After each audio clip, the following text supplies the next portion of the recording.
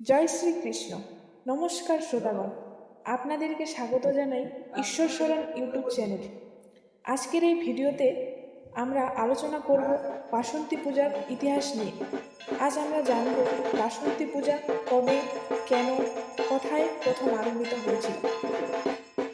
কথায় প্রচলিত আছে বাঙালির 12 মাসে 13 পার্বণ, তাই প্রতি মাসে বাঙালির কোনো না কোনো পূজা লেগেই থাকে। তবে আমাদের সবচেয়ে বড় উৎসব হলো দুর্গাপুজো। এই দুর্গা উৎসব শুধু বাংলায় নয়, সমগ্র ভারত তথা আন্তর্জাতিক স্তরেও এই উৎসবের প্রচলন আছে। এই উৎসবকে আমরা বছরে দুবার পালন করে থাকি। একটি বাংলা আশ্বিন মাসের শুক্লপক্ষে দুর্গাপুজো এবং অপরটি চৈত্র মাসের শুক্লপক্ষের বাসন্তী পুজো। যদিও এখন আশ্বিন শুক্লপক্ষের দুর্গাপুজোর জনপ্রিয়তা বেশি। বাসন্তী দুর্গাপুজো মূলত কয়েকটি পরিবারের মধ্যেই সীমাবদ্ধ। তবে যতই আমরা আশ্বিন মাসে দুর্গাপুজো করি না কেন, বাঙালির আদি দুর্গাপুজো হতো এই চৈত্র মাসে।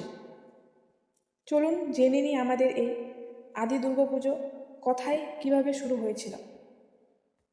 পুরাণ অনুযায়ী একদা এক সময় সুরত নামে এক রাজা ছিলেন। সুরত সুশাসক ও যোদ্ধা হিসেবে বেশ খ্যাত ছিলেন।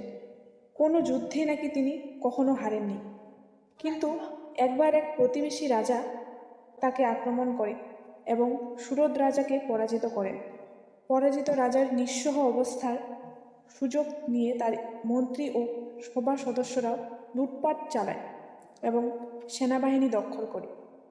কাছের মানুষের এমন আচরণে স্তম্ভিত হয়ে যান সুরত। মনের দুঃখে রাজা সুরত বনে চলে যান।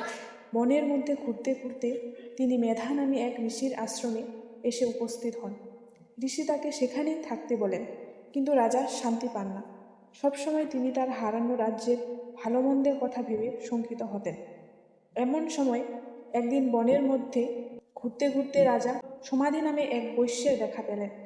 তার সঙ্গে কথা বলে সুরত জানতে পারলেন সমাধির স্ত্রী ও ছেলেরা তার সব টাকা পয়সা ও বিষয় সম্পত্তি কেড়ে নিয়ে তাকে বাড়ি থেকে তাড়িয়ে দিয়েছে। কিন্তু তাও সমাধি সবসময় নিজের স্ত্রী ও ছেলেদের কল্যাণ অকল্যাণের কথা চিন্তা করে শঙ্কিত হন। তাদের মনে প্রশ্ন জাগল, যারা তাদের সব কিছু কেড়ে নিয়েছে তাদের প্রতি তাদের রাগ হচ্ছে না কেন? কেনই বা তারা এইসব লোকেদের ভালো মন্দের কথা চিন্তা করে করে শঙ্কিত হচ্ছেন? দুজনে মেধা ঋষিকে এই কথা জিজ্ঞাসা করলে ঋষি বলেন, পরমেশ্বরী মহামায়া প্রভাবেই এমনটা হয়েছে। এরপর ঋষি মহামায়া কাহিনী বর্ণনা করেন। ঋষির উপদেশে সুরত ও সমাধি দুজনেই নদীর তীরে 3 বছর কঠিন তপস্যা ও দুর্গাপুজো করলেন এবং শেষে দুর্গা তাদের তপস্যা দেখে প্রসন্ন হলেন এবং সুরতকে হারানো রাজ্য ফিরিয়ে দিলেন এবং বৈশ্যকে তত্ত্বজ্ঞান দিলেন। পরে মহামায়ার আশীর্বাদে পেতেই বসন্তকালের শুক্লপক্ষে রাজা পুজো শুরু করলেন। শুরু হয় বাসন্তী পূজা। যদিও এই আধুনিক সময়ে শারদীয় দুর্গোৎসবকে চৈত্র মাসের দুর্গোৎসব থেকে বেশি গুরুত্ব দেওয়া হয়। ধন্যবাদ দর্শকবৃন্দগণ, ভালো থাকবেন, সুস্থ থাকবেন।